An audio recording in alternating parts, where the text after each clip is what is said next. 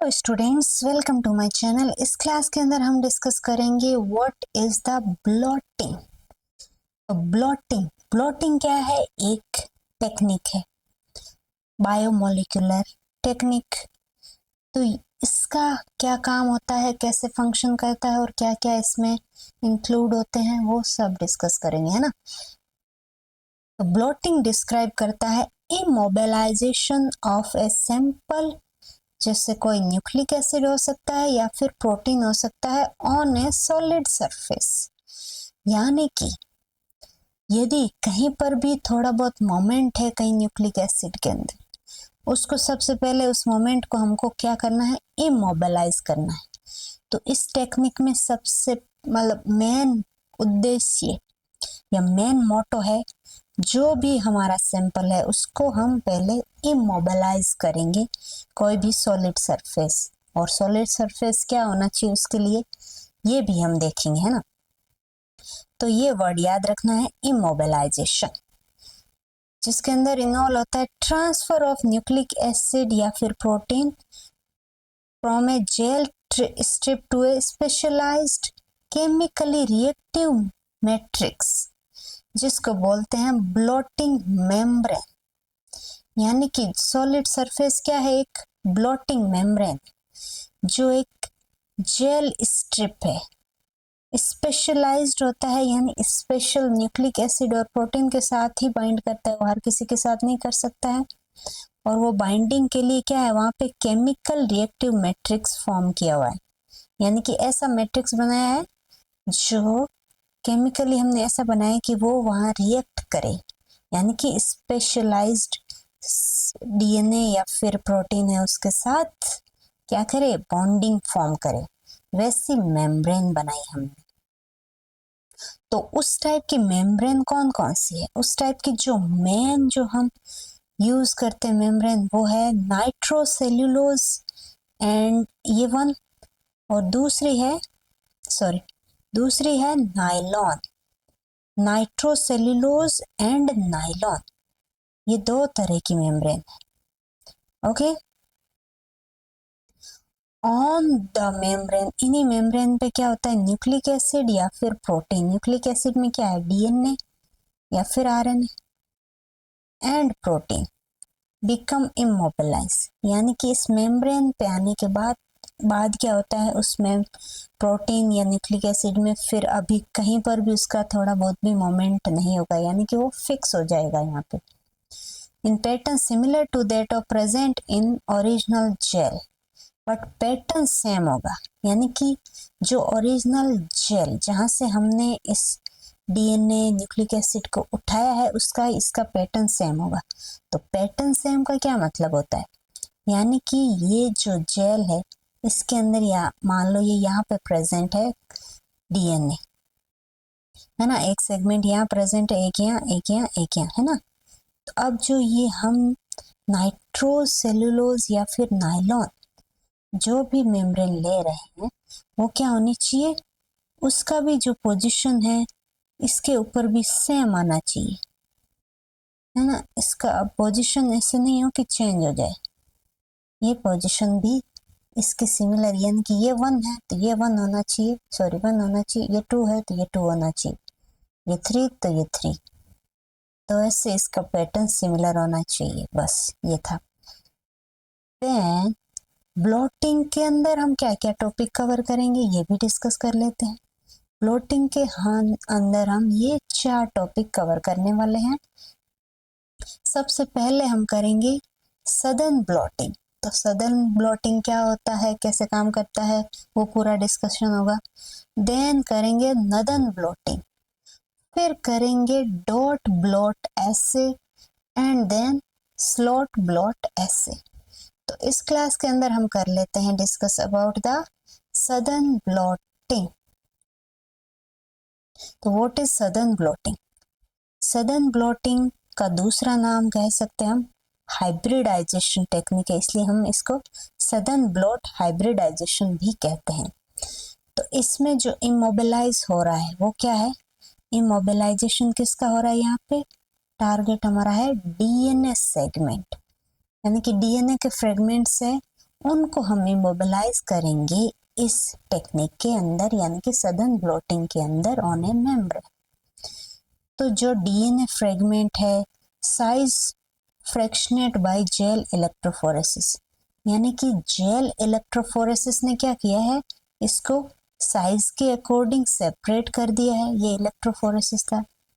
अब इस साइज के बेस पे सेपरेट हो रखी जो डीएनए के फ्रेगमेंट है उनको हम इमोबिलाइज करेंगे किसके ऊपर, कोई भी मेम्ब्रेन के ऊपर, जो नाइट्रोजन भी हो सकती है या फिर नायलॉन की हो सकती है।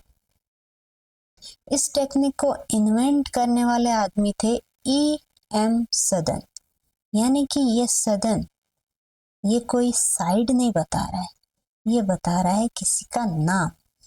E.M. सदन इनका नाम था, इन्होंने इस टेक्निक को डेवलप किया है।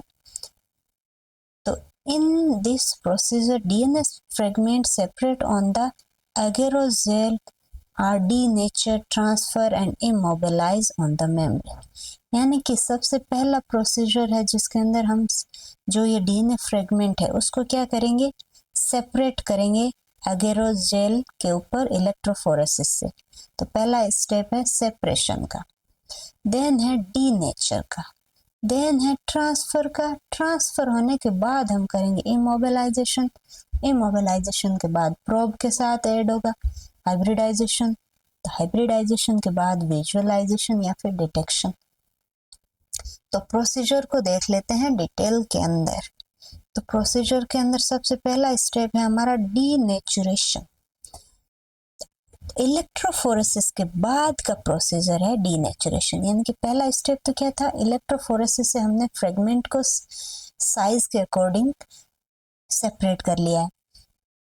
फिर इसके बाद उस फ्रेगमेंट जो सेपरेट हो गए हैं वो जेल के अंदर ही है जहाँ पे इलेक्ट्रोफोरेसिस हुआ, यहीं पे हम करेंगे इसका डीनेचुरेशन।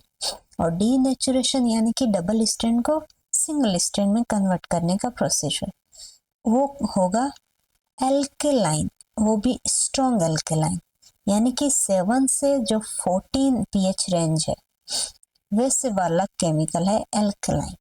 उसका यूज करके हम क्या करेंगे, denaturation of DNA fragments which are present in agarose jail.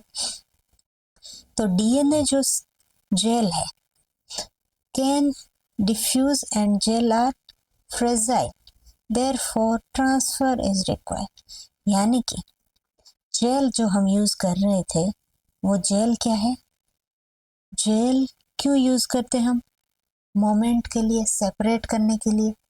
अब जब हम डीनेचर कर देंगे, डीएनए यहाँ तक सेपरेट हो गया, यानी कि यहाँ से ये मूवमेंट करता करता यहाँ तक आया, अब इसको हमने डीनेचर कर दिया यानी कि सिंगल स्ट्रैंड, तो हो सकता है ये यहाँ से और इसमें मोमेंट देखने को मिल जाए, है ना।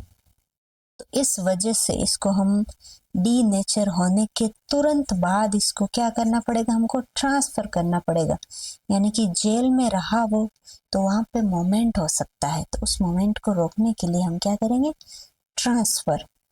तो थर्ड स्टेप या फिर सेकेंड स्टेप, इलेक्ट्रोफोरेसिस को इसने स्टेप से, इस जो इलेक्ट्रोफोरेसिस क्या हो गया, एक अलग स्टेप हो गया, तो ये ब्लोटिंग प्रोसेस का स्टेप नहीं है, ये सेपरेशन का स्टेप है, तो इसलिए हम इसको कंसिडर करते भी हैं नहीं भी करते हैं, तो यहाँ कर लेते हैं ना, ये थर्ड मान लो, एकदम याद रखना है ना थर्ड।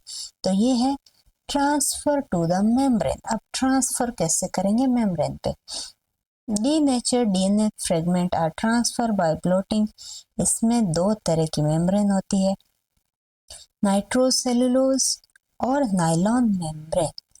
तो नाइट्रोसेल्युलोज और नायलॉन मेम्ब्रेन, इन दोनों में डिफरेंस क्या है ये भी देखेंगे हम। ना सिंगल स्ट्रैंड डीएनए है, वो रेडिली मेम्ब्रेन पे इजीली वहाँ पे बाइंड हो सकता है, तो मोस्टली अभी जो हम कॉमनली यूज करते हैं वो है नायलॉन मेम्ब्रेन। तो इन दोनों में क्या डिफरेंस है ये भी देखेंगे, और नायलॉन क्यों करते हैं, ऐसे क्या इसमें खास बात है कि हम नाइट्रोसेल्युलोज से ज़्यादा इसको प्रेफरेंस दें। अब ट्रांसफर के बाद हम क्या करेंगे, फिक्सेशन होगा। अब फिक्सेशन में क्या है, फिक्सेशन क्यों करते हैं, क्योंकि फिक्स कर देना, इमोबिलाइज कर देना है हमको। अब कैन नॉट डिटेच, यानी कि जहाँ पे जो प्रेजेंट है वहीं प्रेजेंट रहे, वो इधर उधर मोमेंट नहीं करे। मोमेंट हो गया तो हमारा पैटर्न डिस्टर्ब हो सकता है, जो हमने जेल से उठाया पैटर्न है, इसलिए हम फिक्स करते हैं इसको। तो फिक्सेशन में हमको पता चलेगा कि नाइट्रोज, सेल्यूलोज और नायलॉन दोनों में डिफरेंस क्या है। तो नाइट्रोसेल्यूलोज जो मेम्ब्रेन है वो नॉन कोवेलेंटली न्यूक्लिक एसिड को इमोबिलाइज करता है। नॉन कोवेलेंट यानी कि ये बॉन्ड कभी भी किसी भी कंडीशन में ब्रेक हो सकता है। और इसको फिक्स करने के लिए हमको टेम्परेचर चाहिए, वो होता है 80 सेल्सियस, और वो भी 2 घंटे का वेट करेंगे उसके लिए हम। ये कंडीशन होती है नाइट्रोसेल्यूलोज मेम्ब्रेन यूज करते हैं तब।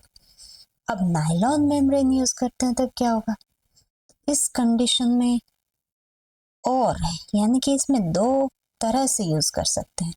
एक तो 70 सेल्सियस पे 1 घंटा यूज करो, यानी से टेम्परेचर भी इससे कम है और आवर भी इससे कम लग रहा है। फिर ये फर्स्ट कंडीशन। दूसरी तरह से हम इसको कर सकते हैं यूवी रेडिएशन के हेल्प से, जिसमें हम जो रेडिएशन का अमाउंट है वो है 254 नैनोमीटर। ये यूज करके सिर्फ और सिर्फ 5 मिनट के लिए वेट करना है। और खास बात है, इसमें 5 मिनट में ही कोवेलेंट बॉन्ड बन रहा है, और वहां पे क्या बन रहा था, नॉन कोवेलेंट। बस इसी वजह से नायलॉन मेम्ब्रेन को हम ज्यादा प्रेफर कर रहे हैं नाइट्रोसेल्यूलोज मेम्ब्रेन के कंपैरिजन में। तो UV covalent link is based on cross linking, यानी कि क्रॉस लिंकिंग दोनों, क्रॉस लिंक किस किस के बीच में हो रहा है, एक तो डीएनए प्लस नायलॉन के बीच, है ना। तो कैसे हो रहा है, डीएनए का जो मॉलिक्यूल है वो होगा टी, यानी कि थाइमीन, और नायलॉन का जो ग्रुप है वो है पॉजिटिवली चार्ज अमाइनो ग्रुप, यानी कि नायलॉन का जो पॉजिटिव है और डीएनए क्या है, नेगेटिव है। इस वजह से इनमें बॉन्डिंग होती है स्ट्रॉन्ग। और नायलॉन में पॉजिटिव चार्ज किस वजह से है, वो है एमिनो ग्रुप की वजह से। यानी कि नायलॉन क्या है, एक फाइबर है। फाइबर किससे बना है, प्रोटीन से।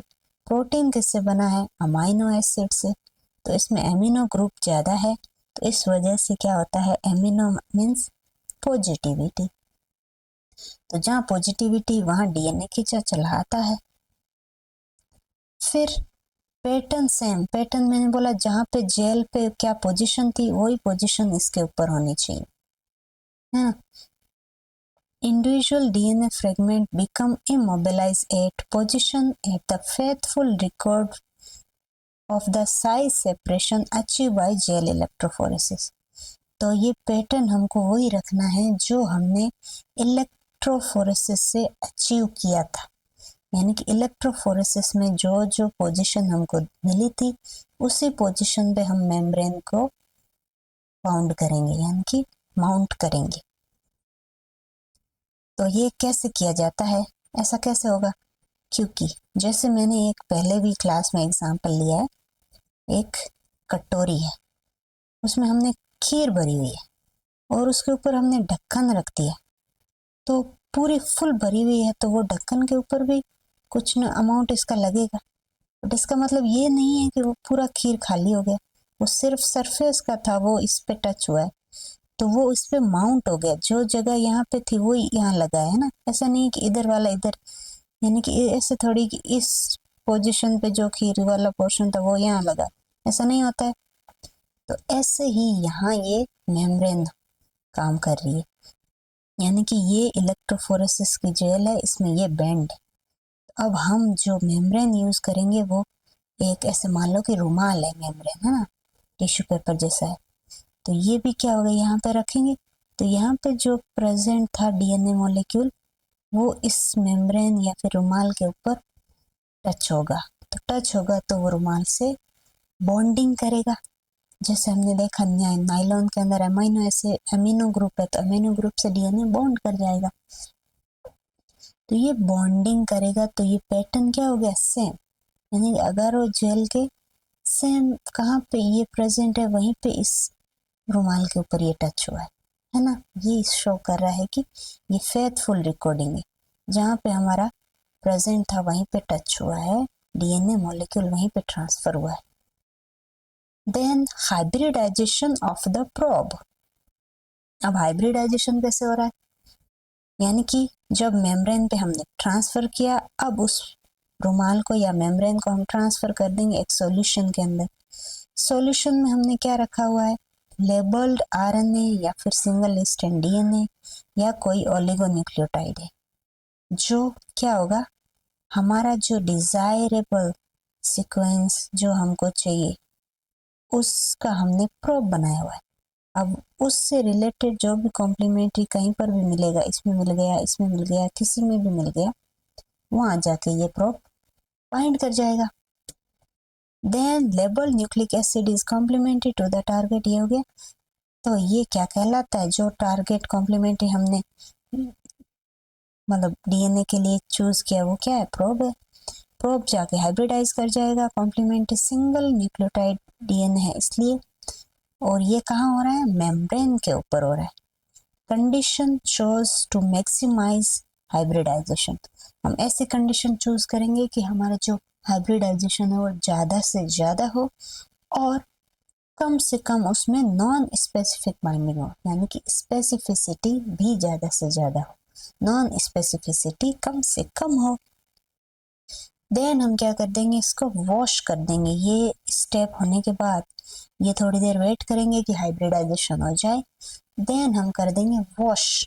वॉश आफ्टर हाइब्रिडाइजेशन, तो वॉश करने से क्या होगा, जो हाइब्रिडाइज नहीं हुए मॉलिक्यूल और नॉन स्पेसिफिक हाइब्रिडाइजेशन हुआ है, जहाँ पे हमारी सीक्वेंस कॉम्प्लीमेंट्री नहीं है फिर भी एक दो मॉलिक्यूल सेम होने की वजह से बॉन्ड कर गए हो, तो वो वॉशिंग से हट जाएंगे और फिर हम इसको कर देंगे detect. If the probe is radio isotope, radio isotope है तो हम फोटोग्राफिक फिल्म से डिटेक्ट करेंगे, जो हम पहले पढ़ चुके हैं। और इफ प्रोब इज नॉन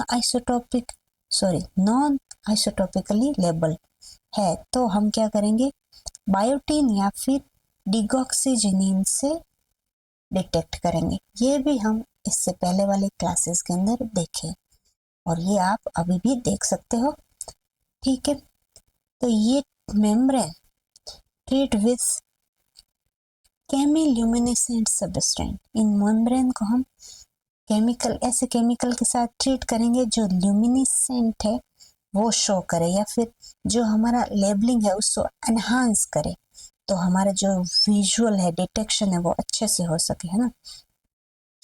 और इस वजह से क्या होगा, ये फोटोग्राफिक फिल्म से एक्सपोज इजीली हो जाएगा। Then probe form a band on the film, और फिल्म के ऊपर क्या, जहां जहां प्रोब होगा वहां बैंड बन जाएगा, और वो बैंड कहाँ कहाँ बनेगा, जहाँ पे डीएनए कॉम्प्लीमेंट्री हमको मिला है मेम्ब्रेन के ऊपर, वहां वहां दिखेगा। बस ये था सिंपल सा सदर्न ब्लॉटिंग। अब हम देखेंगे नदर्न ब्लॉटिंग, ये देखेंगे हम नेक्स्ट क्लास के अंदर। Okay, bye bye, take care.